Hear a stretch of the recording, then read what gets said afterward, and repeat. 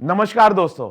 अक्षय कुमार की Republic day पर release होने जा रही फिल्म स्काई फोर्स अब 24 जनवरी को रिलीज होगी। फिल्म का ट्रेलर देखकर तमाम लोगों को एक सवाल पहले ही रिलीज हुई ऋतिक रोशन की फिल्म फाइटर याद आ गई। ये बात और है कि फाइटर जहां साल 2019 में इंडियन एयरफोर्स द्वारा पाकिस्तान में की गई एयर स्ट्राइक पर आधारित थी, वहीं स्काई फोर्स को साल 1965 में भारतीय वायुसेना द्वारा की गई पहली एयर स्ट्राइक पर आधारित बताया जा रहा है। हैरानी की बात यह है कि दोनों हवाई हमलों में 50 साल से ज्यादा का फर्क होने के बावजूद स्क्रीन पर दोनों ही फिल्मों के हवाई हमलों के विजुअल्स काफी हद तक एक जैसे नजर आ रहे हैं। स्काई फोर्स के बॉक्स ऑफिस पर प्रदर्शन का फैसला तो रिलीज के बाद होगा, लेकिन बात अगर फाइटर की करें तो इसे ऑडियंस ने खास पसंद नहीं किया। इससे निराश फिल्म के डायरेक्टर सिद्धार्थ आनंद तो ऑडियंस की प्रतिक्रिया से इतने खफा हो गए कि उन्होंने अपनी फिल्म के नहीं चल पाने का ठीकरा आम लोगों के मत्थे ही मर दिया। उनका कहना था कि भारत के 90% से ज्यादा आम नागरिक ने कभी हवाई जहाज में कदम रखा ही नहीं, इसलिए वे उनकी एरियल एक्शन फिल्मों को समझ ही नहीं पाए। तेलुगु सिनेमा की फिल्म मिशन वैलेंटाइन भी कुछ ऐसी ही थी जो लोगों को पसंद नहीं आई। इस फिल्म के कुछ अरसे बाद रिलीज हुई तेलुगु सिनेमा की फिल्म मिशन वैलेंटाइन भी साल 2019 की एयर स्ट्राइक पर ही आधारित थी, लेकिन अफसोस कि उस फिल्म को भी ऑडियंस ने पसंद नहीं किया। वहीं इन दोनों फिल्मों के अलावा कंगना रनौत की एयरफोर्स पर आधारित फिल्म तेजस भी बॉक्स ऑफिस पर धाराशायी हो गई थी। वहीं अजय देवगन की भुज को भी ओटीटी पर रिलीज किया गया। ऐसे में बड़ा सवाल यह है कि ऑडियंस अक्षय की फिल्म को समझ पाएंगे। यूं तो देशभक्ति पर बेस्ड फिल्में बॉलीवुड में हमेशा से ही अच्छा प्रदर्शन करती आई हैं। इनमें बॉर्डर से लेकर एलओसी और उड़ी द सर्जिकल स्ट्राइक जैसी तमाम फिल्में शामिल है। लेकिन यहाँ एक गौर करने लायक बात यह है कि सिनेमा के पर्दे पर रिलीज होने वाली चर्चित वॉर मूवीज में थल सेना यानी कि आर्मी पर बेस्ड फिल्में ही ज्यादा हैं।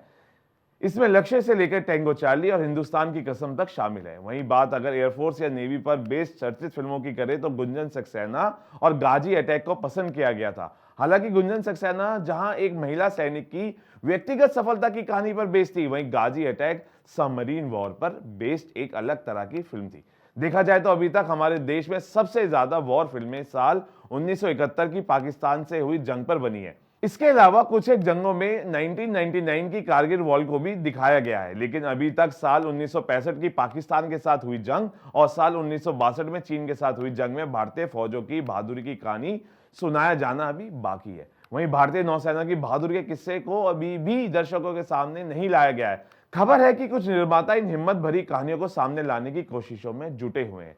अक्षय की पिछली फिल्मों की बात की जाए तो इससे पहले अक्षय कुमार सरफिरा में दिखाई दिए थे, जो कि डिजास्टर रही। साल 2024 में भी अक्षय जैकी श्रॉफ के बेटे टाइगर श्रॉफ के साथ बड़े मियां छोटे मियां में नजर आए थे। हालांकि वह फिल्म भी कुछ खास कमाल नहीं दिखा पाई थी। अब देखना यह होगा कि अक्षय की स्काई फोर्स स्काई को छुपाती है फिर जमीन पर धड़ाम हो जाती है। हालांकि ट्रेलर रिलीज होने के कुछ देर बाद ही सोशल मीडिया पर चर्चाएं होने लगी हैं और ये चर्चा ट्रेलर की अच्छाई को लेकर नहीं बल्कि फिल्म की खामियों को लेकर है। अक्षय कुमार की इस नई फिल्म के ट्रेलर को देखकर इतना तो साफ अंदाजा लगाया जा सकता है कि इस मूवी के अधिकतर दृश्य लड़ाकू विमान के भीतर ही होंगे, क्योंकि फिल्म का हीरो इंडियन वायुसेना का सैनिक है। ठीक इसी तरह का कॉन्सेप्ट साल 2024 में ऋतिक रोशन की फिल्म फाइटर में भी दिखाया गया था। इस तरह की फिल्मों को क्यों नकार देती है इंडियन ऑडियंस, ये आपको हम बताते हैं। पहला कारण, इसका मुख्य कारण यह है कि हमारे भारत में अधिकतम लोग मिडिल क्लास कैटेगरी से आते हैं, साथ ही बस और ट्रेन से सफर करते हैं, जिस कारण वे इस हवाई जहाज या लड़ाकू विमान वाले कॉन्सेप्ट से रिलेट नहीं कर पाते हैं।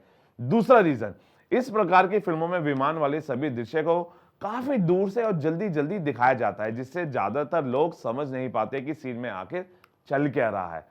रीजन नंबर 3, इस तरह के कॉन्सेप्ट पर बनी फिल्में हर तरह की ऑडियंस को आकर्षित नहीं कर पाती है, क्योंकि इन्हें अधिकतर यंग ऑडियंस यानी यूथ ही देखते हैं। साथ ही फैमिलीज इन्हें देखने से बचती है, जिससे फिल्म के बॉक्स ऑफिस पर कलेक्शन पर काफी नेगेटिव प्रभाव पड़ता है। फिल्म का ओवर बजट होना भी एक बड़ा कारण बताया जा रहा है। अधिकतम इस कॉन्सेप्ट पर बनी सभी फिल्में एवरेज या डिजास्टर की कैटेगरी में ही रहती है, जिसका एक बड़ा कारण फिल्म का बजट है, क्योंकि इस तरह की फिल्में बनाने के लिए असली लड़ाकू विमान का इस्तेमाल करना पड़ता है, जो कि फिल्म के बजट को ओवर कर देता है। जैसे कि इस कॉन्सेप्ट पर बनी पिछली फिल्म फाइटर के साथ हुआ था, जिसका बजट तकरीबन 250 करोड़ रुपए था और फिल्म ने केवल 344 करोड़ रुपए का कुल बिजनेस किया था। हालांकि अच्छी कमाई करने के बावजूद भी इस फिल्म को एवरेज कैटेगरी में शामिल किया गया था।